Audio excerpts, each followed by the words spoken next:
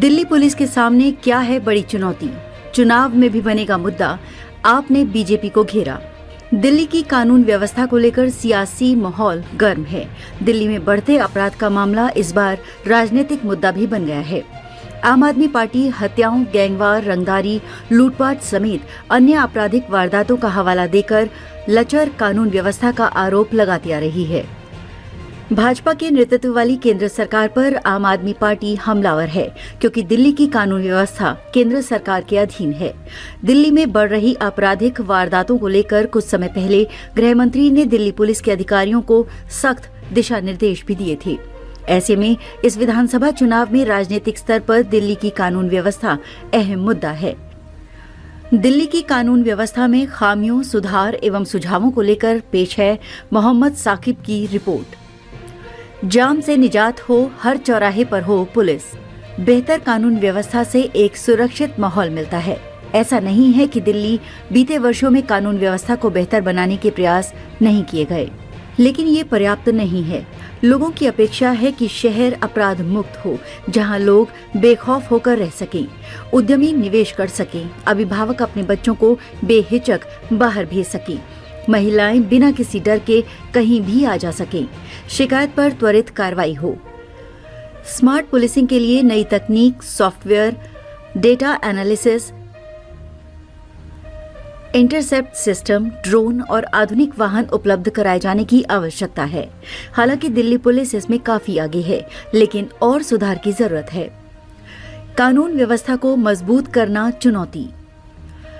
Policing में राजनीतिक हस्तक्षेप सबसे बड़ी समस्या है। इसके चलते ही 1 से 2 साल के भीतर राज्यों और जिलों के मुखिया बदल दिए जाते हैं।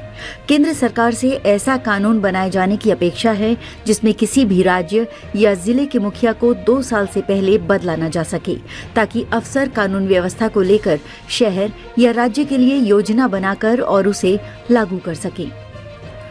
दिल्ली से सटे राज्यों उत्तर प्रदेश और हरियाणा में रहने वाले गैंगस्टर की धरपकड़ तेज करने की जरूरत है। पड़ोसी राज्यों की पुलिस के साथ समन्वय बनाकर इन पर कार्रवाई हो, जिससे दिल्ली में सुरक्षित माहौल बने।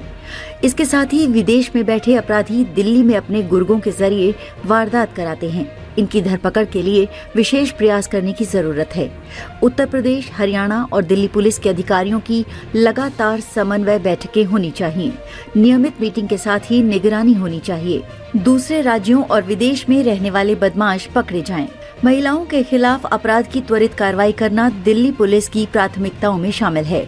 पर स्याह पक्ष ये है कि अभी भी महिला पीड़ितों की दिल्ली के थानों में कोई सुनने वाला नहीं होता है।